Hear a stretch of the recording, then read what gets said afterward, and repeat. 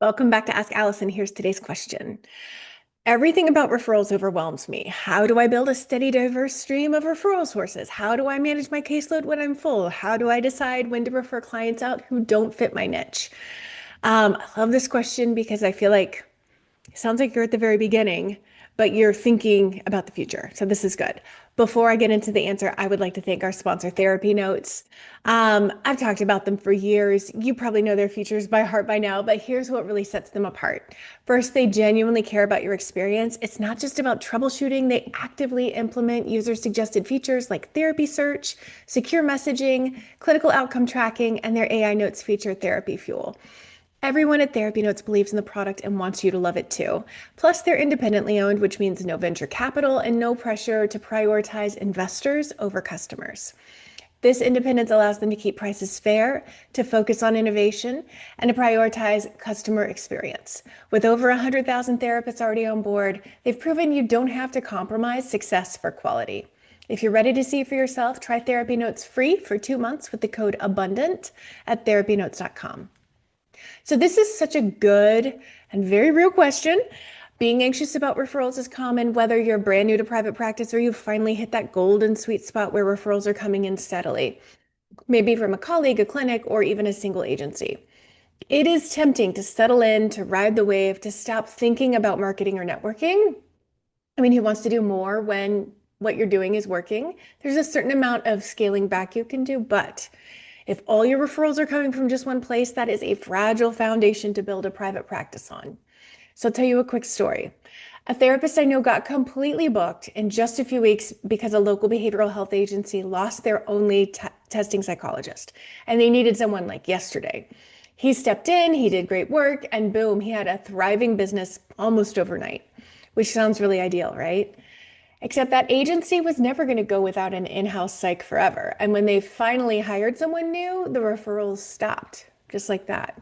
And he went from full to frantically checking his voicemail in hopes something came in within a matter of weeks. So the kicker is, during that busy period, he wasn't networking, he wasn't nurturing another referral source, he wasn't building a buffer.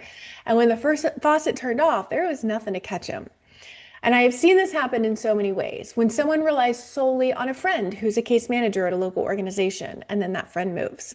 When a colleague is sending overflow because their wait list is 6 months long and their referrals dry up. When a school counselor is referring to you until the school hires a school-based therapist or starts a contract with a big group practice. The common thread is that these are great sources, but on their own, they're not stable. They can disappear overnight. And when that happens, it can feel really personal, but it's not. So I'm saying this not to spike everybody's anxiety, but I am saying if your gut is telling you it's time to diversify, and it probably should be if you only have one referral source, that feeling is worth listening to. Not out of panic, but out of wisdom and kind of getting in front of it so that you don't end up in one of these situations. So let's talk about what diversification actually looks like, particularly in a private pay referral-based practice. Start thinking beyond one or two key people. Here are some solid places to build relationships depending on your niche. You can think about case managers. You can think about primary care providers, psychiatrists, therapists with different niches, therapists with the same niches, dietitians, school counselors and college counseling centers, local parent coaches, postpartum doulas. Oh gosh, the list goes on and on. So here's the beauty of this kind of intentional diversification. No single referral source has to carry the whole weight. When you build relationships slowly and strategically, you actually get better referrals. People start sending you ideal clients, the ones that you're most effective with, the ones that light you up. And speaking of clients, I'm frequently asked, should I refer out clients who don't fit my niche? This person is not the only one with that question on their mind. And my answer for that is it depends. If there are potential clients wanting to come in for an initial session, if you get an inkling that they won't be a good fit on that phone call, then absolutely refer them out. And this doesn't even have to be related to your niche or not. This could be just they don't feel like a good fit to you. Recently in my practice, someone called and emailed 6 times within 12 hours, starting in the middle of the night. Didn't return calls to the number we requested they call back to the clinician that she'd see. There wasn't a crisis. It was more of an impatience because we didn't schedule them at 4 a.m. And that's an example of someone I would probably refer out from the phone call. My practice is not set up for that amount of responsiveness and the boundaries that I set, and they were like just railroaded. So if you're doing great work with somebody who is not within your niche or is within your niche, doesn't really matter. If you're doing great work with somebody, it feels fulfilling. Um, then no, you don't refer them out just because they're outside your niche. Your niche is a marketing tool. It's not a moral imperative. It helps people find you, but it doesn't have to box you in.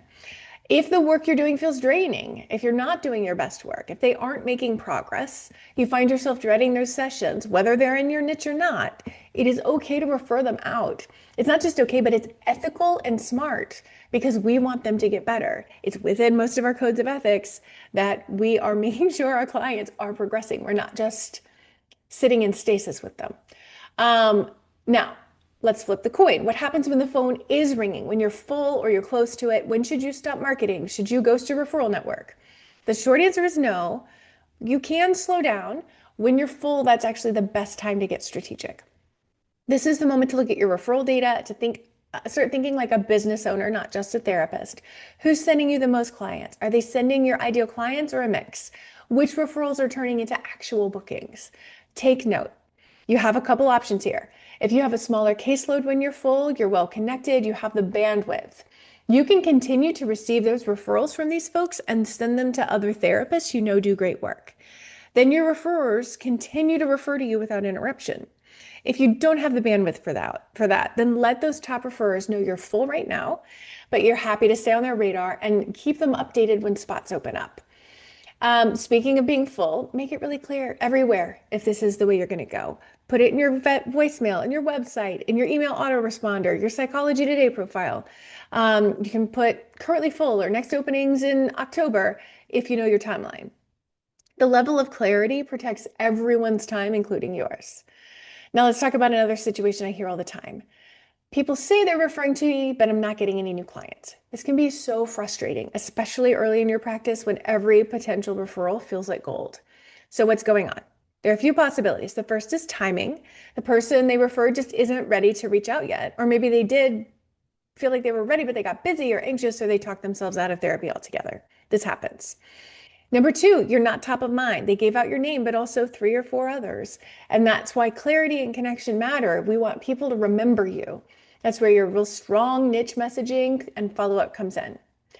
Number 3, your website might not be resonating. I have seen incredible therapists not filling up because their websites are really generic. If someone's struggling, they are scanning fast. They don't feel that instant connection. If your niche or your voice or your understanding doesn't come through, they're going to move on. And number 4, you might be hard to contact. Is your call to action clear? Does your contact form actually work? Do people know how to reach you and what to expect from you when they do? So honestly, check that stuff off, and a broken form, link, or unclear directions can silently kill a referral stream. Also, are you clearly saying who you serve? Let's say you specialize in supporting young professionals of color navigating workplace trauma and microaggressions. That is incredibly powerful. But if your website just says, I work with adults on anxiety and stress, people are going to know you're their person. And if your website's just okay, that's your sign to give it some love. Write copy that sounds like you, add client-centered language. Even something simple like a short intro video can help someone feel safe with you before they ever reach out. So finally, let's talk about networking. Should you be strategic with who you meet with? Absolutely yes, but not in a gross or calculating way, in a really sustainable way.